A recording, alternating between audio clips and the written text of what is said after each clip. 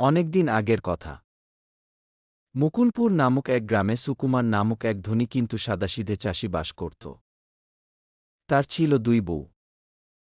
বড় বউয়ের নাম ছিল সুমতি আর ছোট বউয়ের নাম ছিল কুমতি। সুমতি ছিল ধৈর্যশীল, শান্ত এবং ঘরকন্যার কাজে নিপুণ। অন্যদিকে কুমতি ছিল রূপবতী কিন্তু অসম্ভব অলস এবং কলহপ্রিয়। বাড়িতে তাদের মধ্যে টুকটাক অশান্তি বেঁধেই থাকত। চাষি বেচারা সারাদিন মাঠে হাটভাঙ্গা খাটনি খেটে ঘরে ফিরলে শান্তিতে দুদণ্ড বসতেও পারত না। কারণ ছোট বউ কোনো না কোনো ছুতো ঝগড়া বাঁধিয়ে রাখত। একদিন চাষি হঠাৎ শহরে যায় এবং শহর থেকে ফেরার সময় একটিমাত্র অত্যন্ত দামি এবং কারুকার্যমণ্ডিত বেনারসি শাড়ি নিয়ে আসে তার বাড়িতে। বাড়িতে আসার পর শাড়িটা দেখে দুই বউয়ের চোখ ছানাবড়া। শাড়িটা কার হবে তাই নিয়ে বাড়িতে রীতিমতো কুরুক্ষেত্র শুরু হয়ে গেল। আমি ছোট, আমার বয়স কম, এই উজ্জ্বল রং আমাকেই মানাবে। তুমি তো বুড়ি হয়ে গেছ, বর্দি, তোমার এসব সাজগোজ সাজে না। আমি এ বাড়ির লক্ষ্মী, সংসারের সব ভার আমার কাঁধে। বড় হিসেবে এই শাড়িটা আমার পাওয়া উচিত। পরিস্থিতি নিয়ন্ত্রণের বাইরে যেতে দেখে চাষি তখন একটা ফোন দিয়ে আটল এবং সে বলল, শোনো, ঝগড়া করে লাভ নেই। কাল সকালে সূর্য ওঠার ঠিক আগে যে আমাকে এক বাটি পায়েস আর গরম ফুলকো লুচি রেঁধে খাওয়াতে পারবে, শাড়িটা আমি তাকেই দেব। তারপর তারা সবাই রাতের খাওয়া শেষ করে যে যার ঘরে চলে যায়। এবং রাত বাড়ার সাথে সাথে দুই বউয়ের মনে দুই রকম চিন্তা শুরু হল। ছোট বউ ভাবল, বড় বউয়ের তো ভোরে ওঠা অভ্যাস আছে। আমি যদি ঘুমিয়ে পড়ি তবে নির্ঘাত হেরে যাব। এদিকে বড় বউ জানত শরীর ক্লান্ত থাকলে ঠিকমতো কাজ হয় না।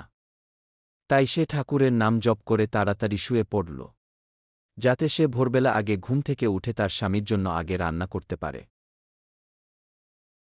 প্রায় মাঝরাত, চারিদিক নিস্তব্ধ, শুধু শেয়ালের ডাক ছাড়া আর কিছুই শোনা যাচ্ছে না। সেই সময় কুমতির চোখ যেন ঘুমে বন্ধ হয়ে আসে। সে ভাবল, এখনও তো অনেক রাত, একটুখানি বসে আরাম করি। বিছানায় বসতেই তার দুচোখ যেন বন্ধ হয়ে এল এবং সে গভীর ঘুমে তলিয়ে গেল। ঠিক তার কিছুক্ষণ পর সুমতির ঘুম ভাঙল এবং সে স্নান করে পবিত্র হয়ে রান্নাঘরে গেল এবং তার স্বামীর কথামতো তার স্বামীর জন্য পায়েস ও গরম গরম লুচি ভাজতে শুরু করল। ঠিক সূর্য ওঠার আগে সুমতি পায়েস ও গরম লুচি নিয়ে তার স্বামীর ঘরে গেল এবং তাকে ডাক দিল।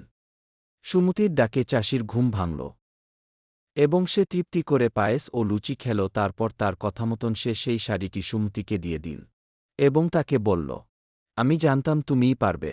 ছোট বউ তো সকাল 10টার আগে ঘুম থেকে উঠতেই পারে না। ঠিক সেই মুহূর্তে সূর্যের আলো কুমতির চোখে পড়তে সে লাফিয়ে উঠল এবং দৌড়ে রান্নাঘরে গিয়ে দেখল সব খালি। তারপর চাষি দুই বুকে সামনে বসিয়ে বলল, সংসার শুধু রূপ দিয়ে চলে না, চলে নিয়ম আর ধৈর্য দিয়ে। যে সময়ের মূল্য বোঝে, সাফল্য তার কাছেই ধরা দেয়। ছোট বউ নিজের ভুল বুঝতে পেরে লজ্জিত হল। তাই সুমিতি দয়াপরবশ হয়ে নিজের পুরনো একটি সুন্দর শাড়ি ছোট বোনকে উপহার দিল। সেই থেকে চাষির সংসারে অশান্তি কিছুটা হলেও দূর হল এবং দুই বউ একে অপরের সাহায্য করতে শুরু করল।